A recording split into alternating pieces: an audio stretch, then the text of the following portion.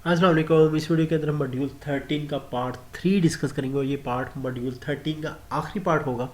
और इसके साथ ही हमारे जो सिलसिला चला था कि हम फाइनेंशियल स्टेटमेंट्स बना रहे थे वो इस पर हम इख्तिताम पज़ीर हो जाएगा। चलिए जी अब स्टार्ट करते हैं। इसी तरह का जो प्रॉब्लम भी हमने किया है वो उसी तरह का एक प्रॉब्लम और करेंगे और इंशाल्लाह हम हमारा प्रॉब्लम हल हो जाएगा मॉड्यूल 13 वाला। चलिए जी आगे चलते हैं। अच्छा जी, अभी हम प्रैक्टिस 13.2 वाला क्वेश्चन करने लगे हैं और इसके अंदर हमने ज़्यादा हमारा फोकस रहेगा बैंक रिकन्सिलेशन बनाएंगे, वही स्टेटमेंट बैंक रिकन्सिलेशन वाला प्रॉब्लम हल करेंगे। प्रोविजन फॉर डाउटफुल डेट और क्लेम अगेंस्ट लॉसेस वाला अगर मामला आ जाए बैलेंस शीट के अंदर तो उसको कैसे हल करना है। सबसे पहले हमें ट्रायल बैलेंस दे दिया, उसने कहा है और ये ट्रायल बैलेंस है दिसंबर 31/2/2009 के ऊपर। तो मीन्स कि हमारी income statement for the year ended on December 31/2009 में बनेगी और हमारी जो बैलेंस शीट बनेगी एज एट दिसंबर 31/2009 के ऊपर बनेगी। ये हमारा हमें दिया हुआ ट्रायल बैलेंस। ट्रायल बैलेंस के अंदर हमने जो डेबिट और क्रेडिट साइड के ऊपर उसने दे दी, इसके अंदर हमने मार्क करना चाहे तो कर सकते हैं कैपिटल अकाउंट, जैसे कि हमारा लाइबिलिटी नेचर का है, ड्राइंग अकाउंट हमारा ऑनर इक्विटी का कंट्रा अकाउंट है, ठीक है। बिल्डिंग हमारा एसेट है, शोर एक्स हमारे एसेट है। देखिए शोरूम रैक्स अगर आपको कंफ्यूज करें क्या चीज़ है तो 2,85,000 के हैं और शोरूम रैक्स ज़ाहिर रैक पक्के पक्के होते हैं, मतलब टूटने वाले नहीं है, तो डेफिनेटली आपका एसेट है। फिक्सचर फर्नीचर फिक्सचर हम आपका एसेट है। स्टाफ एडवांस, अभी ये आपको अगर कंफ्यूज करें स्टाफ आपका आपने एसेट आपने एडवांस दिया है स्टाफ को या लिया है, तो उससे आपको पता चलेगा कि 17,400 डेबिट साइड पे डले हुए, तो इसका मतलब आपने दिया हुआ है क्योंकि डेबिट साइड पे एंट्री है। Premium for doubtful non doubt liability है और सॉरी कंट्रा अकाउंट है। कंट्रा अकाउंट एक्सपोर्ट सेल्स और लोकल सेल्स, आपको पता है कि ये क्रेडिट साइड पे तो हमारी इनकम वाली का इसकी वो है नेचर। क्रेडिटर साइड वाली एक्सपेंसेस बैंक ओवरड्राफ्ट आपकी लाइबिलिटी है। मार्केटिंग एक्सपेंस ही है। कॉस्ट ऑफ गुड्स सोल्ड भी एक्सपेंस है। सडी डेटर्स आपके एसेट है, ठीक है जी, और सडी क्रेडिट्स आपकी लाइबिलिटी है। स्टॉक आपके एसेट है। कैश एट बैंक आपका एसेट है। कैश इन हैंड आपका एसेट है। आगे चलते हैं, ठीक है जी। Following adjustment are to be made in the books. Charge कह रहे depreciation at 10%। Building showroom racks and furniture कह रहे सबको पकड़ के 10% का लगा दो डेप्रिसिएशन। ये हम लगा देते हैं एसेट, जितने भी एसेट को रख के हमने जैसे हमें करना है और जैसे पहले पिछले क्वेश्चन में किए वैसे ही कर लेते हैं। सन्डी डेटर इंक्लूड्स, जो सन्डी डेटर्स की वो हमने बैड डेट्स वाले मामला थे उनके जो रिकवरी वाले मामले हैं उनसे रिकवर नहीं हो, वो हम उसकी एडजस्टमेंट कर लेंगे। ये पहली दो एडजस्टमेंट हमने पहले देख लेते हैं फिर आगे चलते हैं, ठीक है जी। चलिए जी वहाँ जहाँ इनकी कैलकुलेशन वहाँ चलते हैं। लेकिन सबसे पहले तो मैं आपको लेके आ गया हूँ हमारे पास कितने एसेट थे। उसने कहा था बिल्डिंग को, शोरूम रैक्स को और फर्नीचर एक्सपेंस को 10% रेट के ऊपर डेप्रिशिएट कर दो। कॉस्ट प्राइस हमने सीधी हमने कहाँ से उठा ली, सोचे ट्रायल बैलेंस उठा ली और हमने इसका जैसे 5 लाख है, इसका 10% क्या होगा 50,000। 2,85,400 का 10% क्या होगा ये वाला हो गया। 25,000 का 10% क्या होगा ये 2,500 रुपये हो गया। और हमने क्या किया फिर एनबीवी कैसे निकलती है 5 लाख माइनस 50,000 4.5 लाख। इसी तरह बाकी भी कैलकुलेट कर लीजिएगा। और कॉस्ट का सबका टोटल किया हमने ये आ गया, डेप्रिसिएशन का टोटल किया ये आ गया और एनबीवी का टोटल किया ये आ गया। अच्छा जी क्या मतलब हुआ इसका, 8,10,000 तो हमारा इनकम स्टेटमेंट जाएगा एज एक्सपेंस और 7,29,360 रुपये कहाँ जाएंगे बैलेंस शीट के अंदर, ठीक है।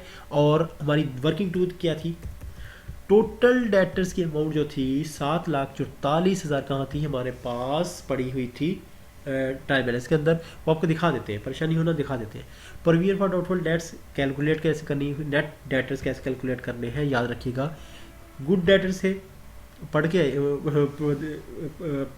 के नहीं आए हम, देख लेते हैं। जैसे गुड डेटर्स 25,000 के 0% पे करो, ये पहले हम कर चुके हैं। इसमें स्पेसिफिक डेटर्स 44,000 जो स्पेसिफिक डेटर्स उसने जो दिए हैं उसको 25% पे 11,000 पे बनते हैं।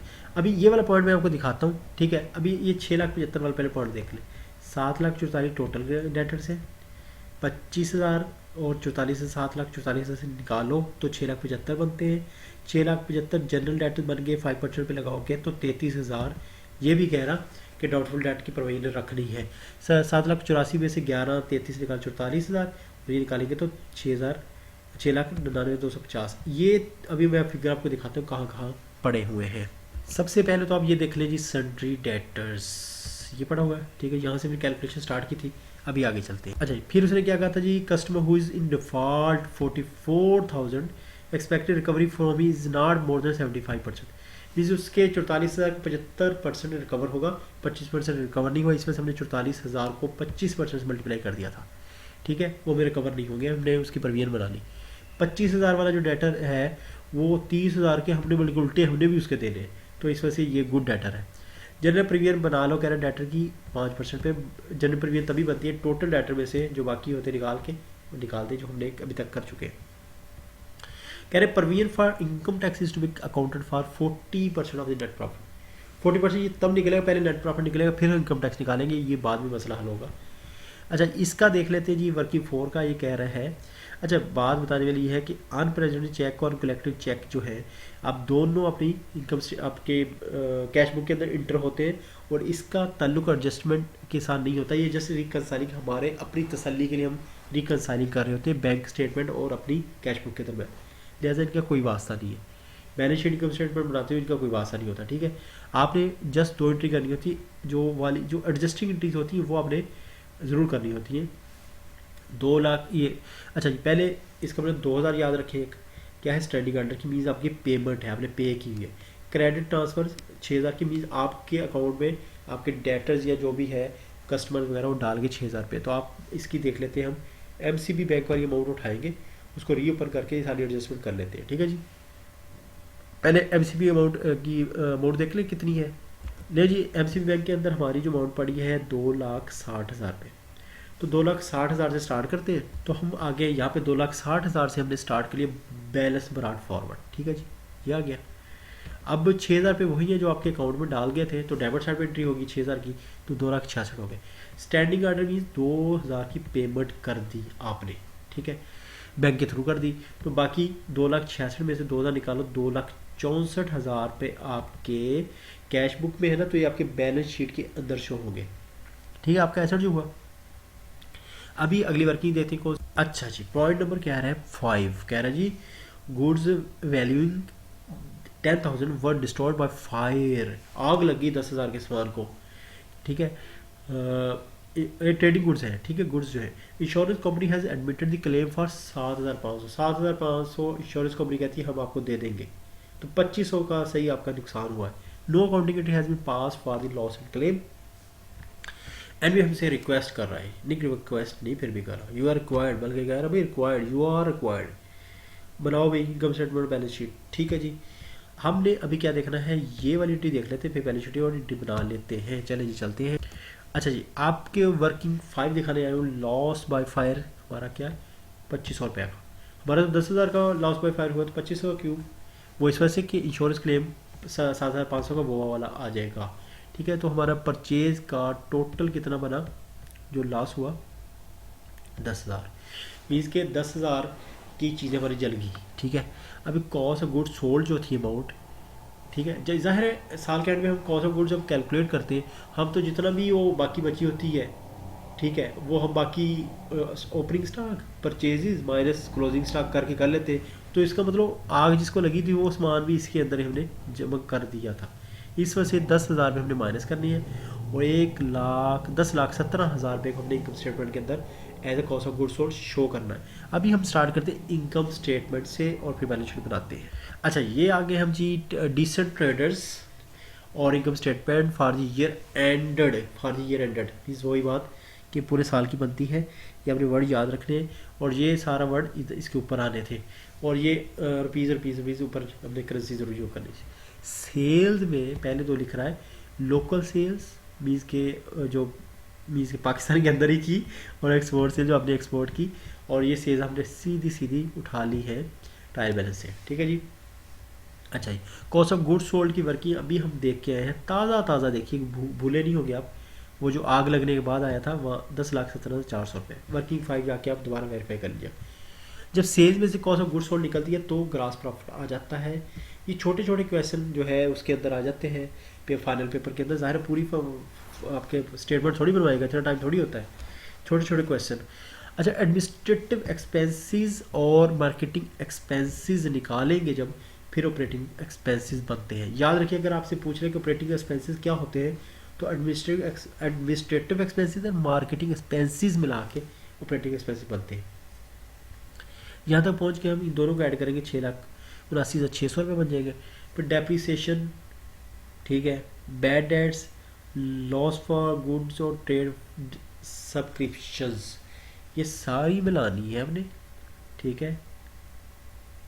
ये सारे ऐड करके तो आपके पास बन गया ये सारे एक्सपेंसेस आपके आ गए। इन एक्सपेंसेस को, अच्छा ये जो अभी ये वाले एक्सपेंसेस हैं, ये plus marketing expenses, oh sorry operating expenses. Operating expenses क्या थे, ये दोनों, ये दोनों, ये ऑपरेटिंग एक्सपेंसेस हो गए। ये बाकी के दूसरे एक्सपेंसेस मिला के, ठीक है। तो हमारा जो नेट निकलेगा इसके बाद 12,72,000 से ये माइनस करेंगे तो ऑपरेटिंग प्रॉफिट आ जाएगा, ठीक है। फिर अदर इनकम हमारे पास उसने हमें जो दी हुई है वो रेंट रियलाइज क्रेडिट ट्रांसफ़र, ये आपको वहाँ से मिल जाएगा, जो कि हमने उसके अंदर पॉइंट के अंदर भी देखा था, ठीक है जी। 6,000 वो आ गया अदर इनकम के अंदर, और ये आप ये 5,01,510 से ऐड करेंगे 6,000, तो ये वाला फिगर आपके पास है 5,07,000। फिर अभी वो पॉइंट जो हमने मिक्स किया था 3 नंबर पॉइंट, कि जब आपके पास नेट प्रॉफिट आ जाता है फिर आपने इसका क्या निकालना है, इसके ऊपर टैक्स निकालना है। टैक्स की वर्किंग W4 देख लेते हैं। तो W4 को आपने लाइन लगा देनी है, लाइन इस वजह से लगा लेनी है, इसने ना गलती की हुई है। 40% टैक्स तो लगना था, तो लेकिन फिगर गलत लिखा हुआ है। तो फिगर मैं आपको बता देता हूँ कि फिगर कौन सा आपने 40% लगाना है, जिसके ऊपर आपने 40% लगाना है। वो आपका फिगर होगा 5,07,510 से आपने 40% निकालना है, तो ये आपका टैक्स आ जाएगा। तो 0.3 भी आपका हो गया। तो खैर नेट प्रॉफिट आपका आफ्टर टैक्स ये बन गया, सही हो गया। अभी देखते हैं इनकम स्टेटमेंट, बैलेंस शीट, ठीक है जी। वही एज एट दिसंबर, ये वाला सेंटेंस भूलना नहीं है। एसेट में फिक्स एसेट आएंगे, बिल्डिंग, शोरूम, स्टॉक और फर्नीचर वाले जो हमने एनबीवी निकाली थी, ठीक है। ये एनबीवी लिखी हुई है, आप देख लीजिएगा जाके, हमने स्टार्ट में कैलकुलेट। अच्छा, ये दोनों तीनों को ऐड करके हमने इस साइड पे लिख दिया, फाइनल राइट मोस्ट कॉलम के अंदर लिख देते हैं इनको। मीन्स कि ये वाला जो कॉलम होता है वर्किंग के लिए होता है, ठीक है। इन सबको जमा करके इधर लिख देना है।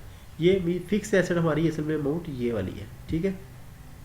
ये वाली हमारी इंडिविजुअल अमाउंट्स है, बिल्डिंग की ये सेकंड। करंट एसेट्स वर्किंग वाली लाइन में देखें, क्लोजिंग स्टॉक, ठीक है, 2 लाख के, और इंश्योरेंस क्लेम W5 से उठाएंगे, स्टाफ एडवांस एटसेट्रा सारी मिला लो के, ये वर्किंग आगे जाके हम सारी रीड कर चुके हैं, देख लीजिएगा।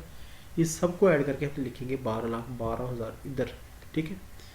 और इस फिगर को, हाईलाइटेड फिगर को ऐड करके ये बन गया हमारे assets, fix asset plus current asset, हमारे टोटल एसेट बन गए। अभी हम बात करते हैं ओनर्स इक्विटी पे। कैपिटल हमने सीधा उठाया कहाँ से, ट्रायल बैलेंस से। नेट प्रॉफिट कहाँ से उठाया हमने, इनकम स्टेटमेंट का फाइनल रिजल्ट ये वाला आ गया। और ड्राइंग जो थी, ड्राइंग ये हमने उठा ली ट्रायल बैलेंस से, और यहाँ हमने लिख दिए सबको 3 को जमा करके। लाइबिलिटीज देखते हैं, provision for income tax, provision की 2,30,000 कहाँ से आ गई भाई, ये भी हमें आ गई कहाँ से, सोचे अभी तो किया है। इनकम स्टेटमेंट में आपको देखा 40% जो आपका टैक्स हमने कैलकुलेट किया है वो आपकी लाइबिलिटी होती है जब तक पे नहीं कर देते, ठीक है। बैंक ओवरड्राफ्ट हमारा ट्रायल बैलेंस से आ गया, सन्ड्री क्रेडिटर्स हमारा ट्रायल बैलेंस से आ गया। तो जनाब इसको और इसको ऐड करेंगे तो ये जो फिगर आएगा, ये इस फिगर के अगर इक्वल है तो मीन्स आपका सारे मामला ठीक है। तो बैलेंस शीट भी बन गई। अभी जल्दी से हम ITTR थोड़ी डिस्कस करते हैं। कुछ पॉइंट मैंने हाईलाइट किया आप लोगों के लिए, आपके काम आएंगे।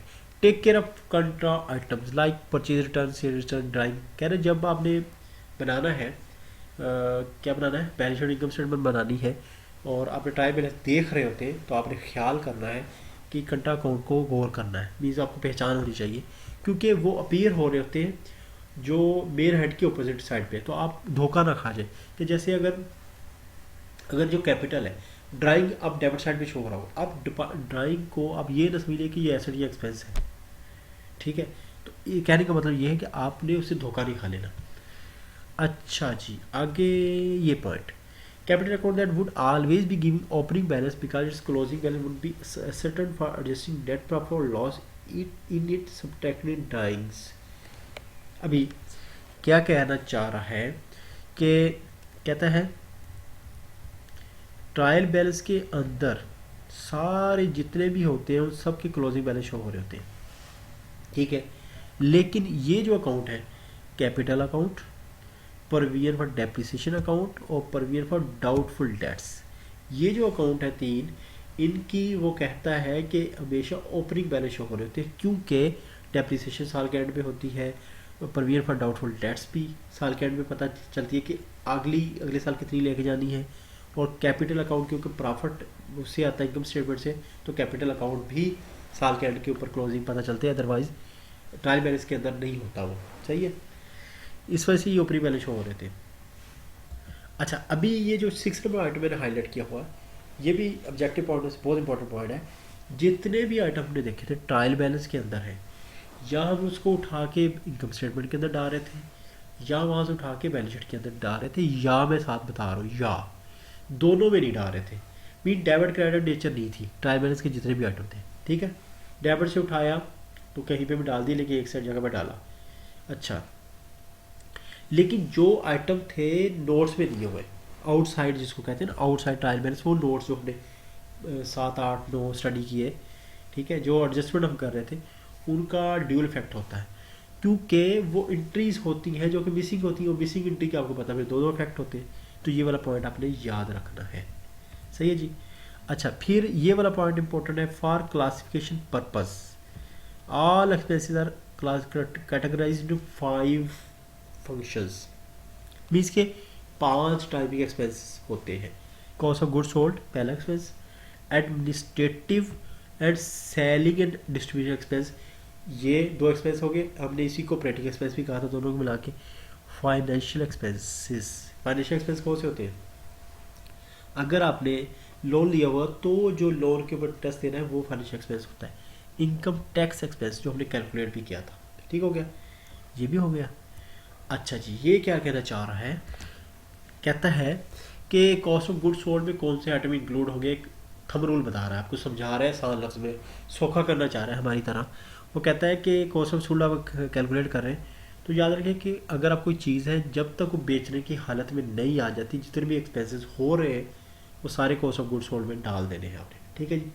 फ़र्ज़ करें मंडी से आपने टमाटर लिए बेचने के लिए, या किन्नू लिए, सेब लिए, तो वहाँ से मंडी में तो आप नहीं बेच रहे ना, वहाँ से लिए, मंडी वाले को पैसे दिए, उठा लिए, वहाँ से हमने किसी रेड़े पे रखे, रिक्शे पे रखे, लेके आके मार्केट में बेचने शुरू किए। अब ये जो रेड़े और रिक्शे का किराया है सारा, ये ज़रूरी है वहाँ रेडी तक पहुँचने के लिए, जहाँ पे ठेले पे बेच के शॉप पे रख के बेचने हैं आपने, तो ये उसका कॉस्ट ऑफ गुड्स सोल्ड में शामिल हो जाएगा, ठीक हो गया।